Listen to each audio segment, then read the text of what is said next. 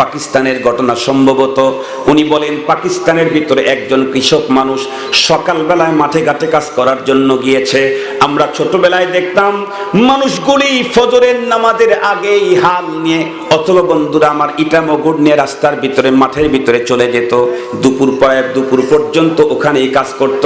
মানুষেরা বন্ধুরা আমার বাড়ির থেকে তাদের খাবারগুলি ওই যে বন্ধুরা আমার পাত্রের ভিতরে উঠায়া এই পাত্রটাকে লুঙ্গি দিয়া বেঁধে ছোট বাচ্চারা নিজের মাথার উপরে বহন করে নিয়ে যেত দাদা বাবার কাছে। মনে পড়ে না কি আপনাদের?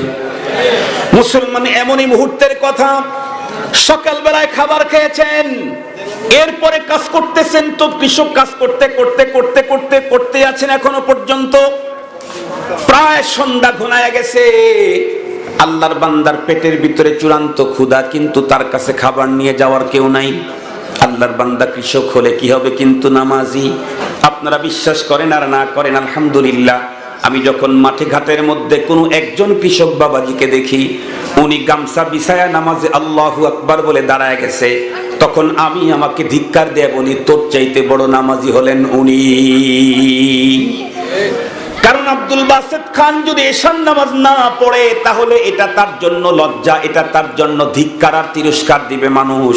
কিন্তু একজন কৃষক যদি আসরের নামাজ না পড়ে তাকে কেউ বকা দিবে না। তাহলে আমার নামাজটা বকা থেকে বাঁচার জন্য হতে পারে, কিন্তু একজন কৃষকের নামাজ বকা থেকে বাঁচার জন্য না, আল্লাহ পাক রব্বুল আলামিনের সন্তুষ্টি অর্জনের জন্য নিঃসন্দেহে। এই জন্য আমি কৃষক নামাজিকে খুব চয়েস করি, রিকশাওয়ালা নামাজি খুব মহব্বত করি, আমি তাকে সিরিয়াস মহব্বত করি। আলহামদুলিল্লাহ আল্লাহর বান্দা কৃষক আসরের নামাজ দেখে এখন নামাজের ওয়াক্ত চলে যাবে, সিদ্ধান্ত নিলেন নামাজ পড়তে যাওয়া দরকার। কিন্তু কোথায় নামাজ পড়বেন খুঁজে জায়গা পাচ্ছেন না। পাইলেন রাস্তার সাথেই কবরস্থান, ওইখানে খানিকটা জায়গা আছে, ওখানে কোনো কবর নাই, নামাজ পড়ার মতো জায়গা। আল্লাহর বান্দা যখন নামাজ পড়তে গেলেন, জমিনের ভিতরে যখনই সেজদা দিলেন, তখনই ওনার কানের ভিতরে একটা আওয়াজ ঢুকে গেল, मैं जिंदा हो मुझको कब्र से बाहर निकालो। আমি এখনো জীবিত আছি, আমাকে কবর থেকে বের করে নিয়ে যাও। আল্লাহর বান্দা একবার দুইবার তিনবার যতবার সেজদা দিলেন ততবার আওয়াজটা তার কানের ভিতরে ঢুকলে আল্লাহর বান্দা একটু বিচলিত হয়ে গেলেন। ভাবতেছিলেন কি ব্যাপারে, আওয়াজটা কোথা থেকে আসে, নাকি আমি সারাদিন খাই নাই এ কারণে আমার কানের ভিতরে শব্দ দূষণ হচ্ছে, নাকি আমি ধান্দায় পড়ে গেলাম। মুফতি আব্দুর রফসাক রবি লেখেন, এক পর্যায়ে আল্লাহর বান্দা নামাজ কমপ্লিট করার পরে উনি খুব ভালোভাবে নজর দিলেন কোন কবর থেকে আওয়াজটা বের হয়। এক পর্যায়ে ভালো করে খেয়াল করে দেখলেন এই কবর থেকে আওয়াজ বের হয়। উনি এক পর্যায়ে কবরের মাটির সঙ্গে নিজের কানটা লাগায় দিলেন, দেখলেন হা হা স্পষ্ট আওয়াজ আসতেছে কবরের ভিতর থেকে, মুঝকো কবর মে জিন্দা হো মুঝকো কবর সে বাহার নিকালো। আমি এখনো জীবিত আছি, আমাকে কবর থেকে বের করে নিয়ে যাও। এ কথা বলতেই আল্লাহর বান্দা পাশের মহল্লার মানুষদেরকে খবর দিল। ওই মেয়েটা যে মহল্লার, সেই মহল্লাকেও খবর দেওয়া হলো। এক পর্যায়ে বন্ধুরা আমার হাজার হাজার মানুষ চলে এলো। কিন্তু কবর খনন করা বৈধ না অবৈধ, এই ফতোয়ার জন্য বলুন তো দেখি জাহাঙ্গীরনগর বিশ্ববিদ্যালয়ের কোনো ডক্টর দেওয়া হবে? ঢাকা মেডিকেল কলেজের কোনো ডক্টর দেওয়া হবে? বুয়েটার চুয়েটের কোনো ডক্টর দেওয়া হবে? এখন তো মোল্লাই দরকার, এখন তো মোল্লাই দরকার। উলামায়ে কেরামকে খুঁজে বের করে তাদের কাছ থেকে যখন ফতোয়া নিতে গেল, উলামায়ে কেরাম বললেন আপনারা যদি নিশ্চিত হন কবরের ভিতর থেকে আওয়াজ আসছে, জীবিত মানুষ আওয়াজ করছে, তাহলে খুলতে কোনো অসুবিধা নাই। সবাই যখন কয়েকজন যখন আসলো, কান লাগাইলো, হ্যাঁ এই কবর থেকে আওয়াজ আসছে। শেষ পর্যন্ত কবরটাকে খনন করা হলো। কবর খনন করে উপর থেকে বাঁশগুলা যখন সরানো হলো, দেখা গেল দিব্যি একজন বন্ধুরা আমার জিন্দা মহিলা মানুষ কবরের ভিতরে বসা, উলঙ্গ। উলঙ্গ দেখার পরেই তো সকলে পিছনের দিকে চলে এলো। মহিলা ভিতর থেকে আওয়াজ দিল, মেরে কাপড়ু কো মেরে মাকান সে লাও, আমার বাসা থেকে আমার কাপড়গুলি নিয়ে এসে আমাকে দাও। দৌড়ে চলে গেল মহিলার বাড়িতে। তার মানে অল্প কয়েকদিন, দুই একদিন আগেই তাকে এখানে কবরস্থ করা হয়েছে। বাসার থেকে কাপড় নিয়ে এসে দূর থেকে বন্ধুরা আমার কাপড় নিক্ষেপ করে দেওয়া হলো কবরের ভিতরে। সবাই তখন মনে মনে ভাবতেছিল কাপড় পরে তো মেয়েটা উঠবে, আমাদের সঙ্গে ডিসকাস করবে, কথা বলবে। কিন্তু মেয়েটা কবরের ভিতরে বসে বসে এই কাপড়টা পরে কমপ্লিট করে ফেললো। এরপরে কবর থেকে উঠে একটা দৌড় দিল, কারো সঙ্গে কোনো কথা না বলে ডাইরেক্ট তার ঘরের ভিতরে ঢুকে গেল। ঘরের ভিতরে ঢুকেই সে তার ঘরের দরজা বন্ধ করে দিল। যতদূর পর্যন্ত মাইকের আওয়াজ যায় ভালো করে শুনবা মা। ঘরের দরজা বন্ধ করে দিল, মানুষ তার পিছে পিছে দৌড়। এক পর্যায়ে তার ঘরের দরজায় নক করা হলো। মেয়েটি ভিতর থেকে উত্তর দিল, নেই হারগিজ मैं दरवाजा ना खोलूंगा, আমি কখনোই দরজা খুলবো না। কেন? जो भी कोई मुझ पर नजर करेगा वो मदहोश हो जाएगा, যে কেউ আমাকে দেখলে বেহুশ হয়ে পড়ে যাবে। এই কথা শুনেই তো অনেক মানুষ আমার মতো দুর্বল যারা, তারা ভেঙে গেছে। কিছু মানুষ আছে সাংঘাতিক সিরিয়াস, কোনো কিছু ভয় পায় না। তারা বলতেছিল আমরা কোনো বেহুশ হব না, তুমি দরজা খোলো, আমরা তোমাকে দেখতে চাই। দরজা যখন খোলা হলো, দেখা গেল মহিলাটি আপাদমস্তক পুরাটা বন্ধুরা আমার কাপড় দিয়ে আবৃত করা। তারা আপনজন ডেকে বলতেছে মাথার থেকে কাপড় সরাও, তোমার সঙ্গে তোমার চেহারা দেখে কথা বলতে চাই। মেয়েটি তখন উত্তর করলো না, তোমরা আমার মাথার দিকে তাকাইলে সইতে পারবা না। কিন্তু বন্ধুরা আমার নাছর বান্দা তার ফ্যামিলির লোকেরা জোরাজোরি করলো। যখন ও আস্তে করে মাথার কাপড়টা সরাইলে দেখা গেল আল্লাহ, মাথার ভিতরে কোনো চামড়া নাই, চুল তো নাই নাই, কোনো চামড়া নাই, শুধু মাথার খুলিটাই রয়েছে। দৃশ্য দেখে ভয়ে কাঁপতেছিল দর্শনার্থীরা। জিজ্ঞাসা করলো তোমার এই কন্ডিশন কেন?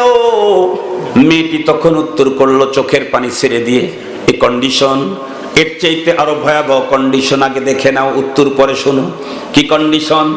মুখ থেকে যখন কাপড়টা সরাইছে আল্লাহ, দেখা গেল মহিলার 32টা দাঁত ডাইরেক্ট দেখা যায়, এখানে কোনো গোস্তই নাই। এরপরে যখন আরো একটু হাতের আঙ্গুলগুলি বের করেছে, দেখা গেল কোনো হাতের ভিতরে বন্ধুরা আমার নখ নাই, চাড়া নাই। এই অবস্থা দেখে সবাই যখন চোখের পানি ছেড়ে দিয়ে কেঁদে বলতেছিল তেমা তোমার এই কন্ডিশন কেন? মেয়েটি তখন উত্তর করলো, মাগো আমি তো দুনিয়াতে শরীয়ত মানি নাই, পর্দা মানি নাই, হিজাব আর জিলবাব পরি নাই। আমি আমার আঙ্গুলের ভিতরে নেল পালিশ লাগায় ভিন্ন পুরুষদেরকে দেখাইতাম, তাদেরকে আমার দিকে আকৃষ্ট করতাম। আল্লাহ পাকের পয়গম্বর তো 1400 বছর আগে ঘোষণা করে দিয়েছেন, নিসাউন মাইলাতুন মুমিলাতুন রুউসুহুন্না কাসদিবাতে মুখতিল মাইলা লাম ইয়াদখুলনাল জান্নাতা ওয়া লাম ইয়াজিদনা রিহাহা। ওয়াকে রঙিন করে বেগানা পুরুষদেরকে দেখায় আমার দিকে আকৃষ্ট করতাম।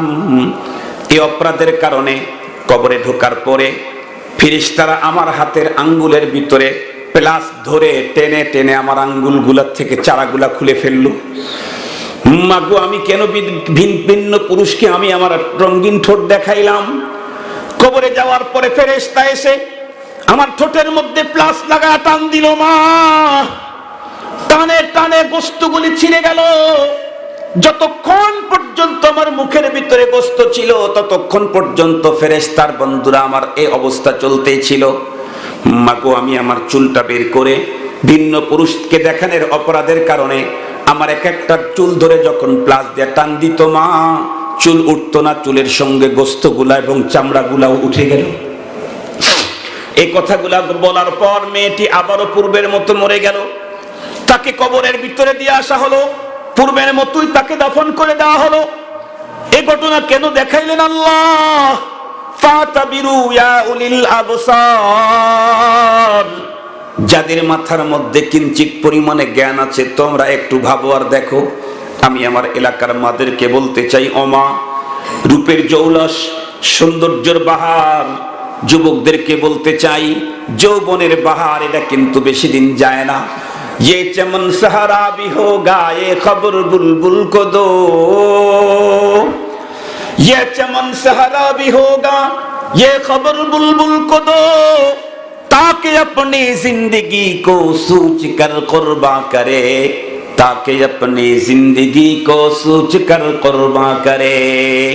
ও মুসলমান ভাই, কবি বলেন, ও বুলবুল পাখিকে আমার পক্ষ থেকে একটা খবর দিয়া দাও, যেই বুলবুল পাখি রকমারি ফুলের গাছের উপরে বসে বসে নৃত্য দিচ্ছে আর কিচিমিচি সুরে আনন্দ মিছিল করতেছে, ওই বুলবুল পাখিকে আমার পক্ষ থেকে মেসেজ দাও, ও বুলবুল তুমি যেই বাগানের ভিতরে বসে আনন্দ করছো, মনে রাখবে এই বাগানটাও কিন্তু চিরদিন থাকবে না, একদিন বিরান হয়ে যাবে। যেই বাগানে বসে তুমি গান গাও, সেই বাগানে যদি একদিন শেষ হয়, তুমি তো শেষ হয়েই যাবে। कैसे कैसे कैसे कैसे खूबसूरत रानियां शहजादियां तन बदन सब गल गया है शक्ल सूरत क्या हुई। যুবকদেরকে বলতে চাই, ও যুবক, যুবক দুনিয়ার কোন কারো কথায় যুবতী মাদেরকে বোনদেরকে বলতে চাই, ও যুবতী মা বোনেরা, দুনিয়াতে কোনোদিন কারো প্ররোচনায় তুমি তোমার আখিরাতকে নষ্ট করার ফিকির করো না। আজকে তো আমি যখন মসজিদের ভিতরে, মসজিদের রুমের ভিতরে বসে আছি, গতকালকে আমাকে একজন ফোন দিল, ঢাকা কলেজের একজন প্রফেসর ডক্টর। উনি ফোন দিয়ে বললেন, হুজুর আমি একটা কথা বলার জন্য আপনাকে ফোন দিয়েছি। বলেন। উনি বলেন, ঢাকা মোহাম্মদপুর এক মাদ্রাসার মুহাদ্দিস ছিলেন আব্দুর রাজ্জাক নাম, উনি এবং ওনার ভাই এক কলেজের প্রফেসর এবং তার স্ত্রী সহ তারা আপনজন কয়েকজন গাড়ি নিয়ে পথ চলতেছিল। হঠাৎ করে গাড়ি অ্যাক্সিডেন্ট হলো, জায়গাতেই ডেড। বন্ধুরা আমার, স্পট ডেট হয়ে গেল। আলেম বেচারা, তার স্ত্রীও কোন রকম বেঁচে আছে। তার ভাই যে প্রফেসর ছিল, ওই অ্যাক্সিডেন্টে এমন ভাবে বন্ধুরা আমার আক্রান্ত হলো, শেষ পর্যন্ত এখন সে বেঁচে আছে, কিন্তু বাক প্রতিবন্ধী অবস্থায় কথা বলতে পারে না। ওই ডক্টর আমাকে ফোন দিয়ে বললেন, হুজুর সেই থেকে এখন পর্যন্ত বিভিন্ন মানুষের সহযোগিতায় ফ্যামিলিটা চলে, কিন্তু লকডাউনের কারণে মানুষের অবস্থা বড় জটিল, ওদের তো আর জীবন চলে না। আপনার কাছে পাঠাইয়া দিলাম, আপনি একটু দেখেন তো ওদের জন্য কিছু করা যায় নাকি। ওই লোকটা যখন আমার কাছে আসলো, উনি যে ইংরেজি বই লিখেছেন সেই বইগুলা নিয়ে আমার কাছে হাজির হয়ে গেল। কথা বলতে পারে না, একটা কথা বলতে গেলে সে বাঁকা হয়ে পড়ে যেতে চায়। যা বলে ইংরেজি বলে, এত এক্সপার্ট, এত বড় ইংরেজির এক্সপার্ট টিচার হওয়ার পরেও আল্লাহ চাইছে ছোট্ট একটা অ্যাক্সিডেন্ট দিয়া সব ইনকাম বন্ধ করে এখন মানুষের কাছে ভিক্ষার ঝুলি দিয়া ঘুরায়। ও যুবক, কিসের বাহাদুরি, কিসের বাহাদুরি? মা বোনদেরকে বলতে চাই, সৌন্দর্যের বাহাদুরি করো না মা। তোমার চাইতে অনেক সুন্দরী, তোমার চাইতে অনেক পাওয়ারওয়ালা, তোমার চাইতে অনেক ফ্যাশন মোশনওয়ালা নারী আল্লাহ পাক কিনা করে। আমার ফ্যামিলির কথাই বলতেছি। আমার এক ফুপি আছে, আমার এক ফুপি, যেহেতু সিরাজগঞ্জের মানুষ বেশি বলা দরকার নেই। আমার এক ফুপি, তার বাবা ছিলেন পুলিশ অফিসার। পুলিশ অফিসার বাবা জীবনে কোনোদিন দুঃখর দও কোনোদিন বোঝে নাই। আরাম করছে, টাকা পয়সা অর্থ সম্পদ সব আছে, বললে আপনারা চিনে ফেলবেন। আশেপাশেই তার বোনেরও বিয়ে হয়েছিল, এই জন্য বেশি কিছু বলবো না, শুধু নসিহত অর্জন করার জন্য তো বলা দরকার, এই জন্য বলতেছি। তারা কখনো ভাবেই নাই যে আমাদের জীবনে যৌবন থাকতে, শক্তি থাকতে, পাওয়ার থাকতে কখন আমাদের কন্ডিশন আসতে পারে। তাদের জীবনটা আমাদের জীবনের মতো না, অন্যান্য দুনিয়াদারদের মতোই চলতেছিল। হঠাৎ করে প্যারালাইসিস হয়ে গেল। জওয়ান মানুষ, যদিও আমার ফুপু বয়সে হয়তো আমার চাইতে ছোট হতে পারে, অথবা বড় হইলেও অথবা সমান হব, আমাকে চাচা বলেন। 4-5 দিন আগে আমি এক প্রোগ্রামে গেছি, উনি ফোন দিয়ে কানতে কানতে অস্থির। আমি এত বুঝাইতেছি, ফুপি সবর করেন, সবর করেন, ধৈর্য ধরেন, আল্লাহ আল্লাহ করেন, আপনার চাইতে অনেক খারাপ অবস্থায় অনেক মানুষ আছে, আপনি তো বাসায় আছেন, কেউ হাসপাতালে আছে। উত্তরখামের কাপাসি এক মাদ্রাসা আছে, ওই মাদ্রাসার সভাপতি যিনি মোনায়েম খান সম্ভবত, ওনার স্ত্রী 2 বছর হয় হাসপাতালে রাখেন নাই, বাড়ি হাসপাতাল বানায় দিয়েছে। 24 ঘন্টায় একজন ডাক্তার এবং একজন নার্স এই রোগীর পিছনে থাকতে হয়, 24 ঘন্টা।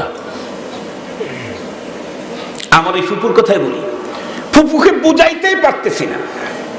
খালি কাঁদতেছে আর কাঁদতেছে আর বলতেছে যে আল্লাহ পাকের কাছে দোয়া করেন চাচা, আমার জানি যে অবস্থা আছে অবস্থা থাকতেই জানি আমার মরণ হয়, এর চাইতে খারাপ হইলে আমার কি কন্ডিশন হতে পারে, এর চাইতে খারাপ হলে আমার কি কন্ডিশন হতে পারে।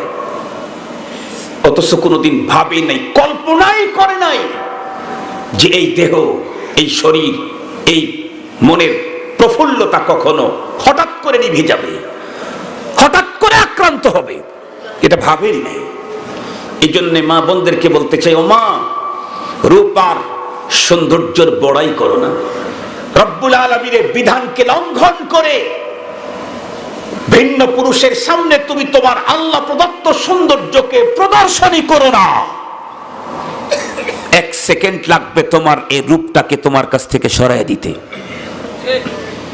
রূপ আছে, জীবন আছে, যৌবন আছে, শক্তি আছে।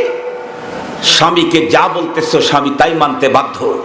আল্লাহ না করুক, আল্লাহ না করুক, আল্লাহ না করুক, আল্লাহর বিধান লঙ্ঘন করলে বেশি কিছু লাগে না, শুধু একটা বাতাস লাগায় দিলেই মুখটা বাঁকা হয়ে যখন মুখ থেকে যখন রস পড়া শুরু করবে, তখন তোমার স্বামী তোমাকে লাঠি দিয়ে ঘর থেকে বের করে দেবে। কথা বলেন না কেন? তখন তোমার স্বামী তোমাকে লাঠি দিয়ে ঘর থেকে বের করে দেবে। এই জন্য কখনোই যে মালিকের হাতে আমার জীবন, যার হাতে আমার সুস্থতা, যার কাছে আমার যৌবন, যার কাছে আমার শক্তি, যার কাছে আমাকে যেতে হবে, যার কাছে আমাকে যেতে হবে। পৃথিবীর সকলকে বেজার করা গেলেও মহান স্রষ্টাকে কখনো বেজার করা, একটু জোরে বলেন না, যায় না। ওই নাস্তিক কামনা বিচারপতি, আমরা তার ওই বক্তব্যের তীব্র নিন্দা জানাই, প্রতিবাদ করি, প্রতিবাদ। এই জাতীয় নাস্তিকদের কারণে করোনার আক্রমণ হয়। করোনা তো এমনি আসে না, মা আসাবা মিন মুসিবাতিন ফাবিমা কাসাবাত আইদিকুম, এমনি আসে না। বাবা কোন সন্তানকে এমনি মারে? বাবা সন্তানকে আঘাত করে কখন? সন্তানের বেয়াদবি যখন সীমানা ছেড়ে যায়, সন্তানের বেয়াদবি যখন সীমা ছেড়ে যায়, তখন বাবা নিজের সন্তানকে আঘাত করে, পুলিশের হাতে উঠায়া দেয়। আল্লাহ পাক রব্বুল আলামিন কোন মুসলমানকে অতক্ষণ পর্যন্ত আঘাত করেন না, মুসিবত দেন না, যতক্ষণ পর্যন্ত সীমার ভিতরে থাকে। তুমি ইসলামের বিধিবিধান মানবা না, আরেকজন মানতে চাবে, তার উপরে তালেবানি কথা বলবা, জঙ্গি আর জামাতের এই জাতীয় কথা বলবা। আমরা স্পষ্ট ভাষায় বলতে চাই, তোমার এই বক্তব্যের ভিতরে নাস্তিকতার দুর্গন্ধ পাই। তুমি ধর্মের কথা বললে যদি জামাতের গন্ধ পাও, ধর্মের কথা বললে যদি তালেবানি আর জঙ্গিবাদের কথা বলতে চাও, আমরা বলতে চাই তুমি নাস্তিকদের দোসর। এই জাতীয় ধর্মের বিরুদ্ধে কথা বন্ধ করতে হবে, নাইলে এখন তো করোনা আসছে, কয়েকদিন পর আবার অরুণা আর জরিনা হইব। জরিনা মানে আপনাদের গ্রামের জরিনার কথা বলি নাই, আযাবের কথা বলছি। নতুন নতুন কত আযাব আসে না, নতুন নতুন ঘূর্ণিঝড় আসে না, কি সুন্দর সুন্দর নাম দেয় না বিজ্ঞানীরা, কি সুন্দর সুন্দর নাম দেয়। রিটা, ক্যাটরিনা, ম্যাট্রিনা যেগুলো আছে এগুলো তো গেছেই, এরপরে আবার সুন্দরী মন্দরী আরো কত কিছু কালাকুলা কত নাম আছে। কালকে যদি আর একটা আসে দেখবেন আর একটা নাম দিয়ে দিবে। এগুলা আসতেই থাকবে। বন্ধ করতে চাইলে মহান স্রষ্টার বিধানের উপরে কেউ আঘাত করতে পারবে না। আমি আপনাদেরকে জিজ্ঞাসা করতে চাই, আমাদের বাংলাদেশের একটা সংবিধান আছে না? সংবিধান বিরোধী বক্তব্য দিলে আমি এখানে থাকবো না আমার শ্বশুর বাড়ি যাবো? শ্বশুর বাড়ি ছিলেন তো আবার কান্দাপাড়া, অরিজিনালি কান্দাপাড়া শ্বশুর বাড়ি, এমনি বলতেছি না, জাগা মতো শ্বশুর বাড়ি। যদি আল্লাহ না করুক কখনো ধরাও খাই, আইসে বলতে পারবো যে না না কি এর শ্বশুর বাড়ি গেছিলাম। ধরা তো খাইতেই পারি, ধর্মের কথা বললে, দিনের কথা বললে ধরা তো খাইতেই পারি। কিন্তু মনে রাখবেন, আমাদের বাংলাদেশের মুসলমান ধর্মীয় দিক থেকে বেশি মূর্খ, এদের ঈমান আকীদা আরো দুর্বল। কোন আলেম যদি কখনো ধরা খায়, আমার সবচেয়ে বড় দুঃখ লাগে। 25 বছর হয় ইমাম এই মহল্লার মসজিদের ইমামতি করলো, তারা এসে পুলিশ ধরে নিয়ে গেল, আর সব মুসল্লিরা দোয়া ইউনুস পড়া শুরু করলো, কোনো প্রতিবাদ নাই। এই মুসল্লিদের পিছনে জীবন কাটায় লাভ কি? বরং আরো কি বলে, মনে হয় হুজুরের কোনো সমস্যা ছিল। দেখছেন মুসল্লিটা কয় নাম্বারের? ওই যে কথায় কথা আসে, না বলে পারি না, হে কাল্লার বান্দা বলে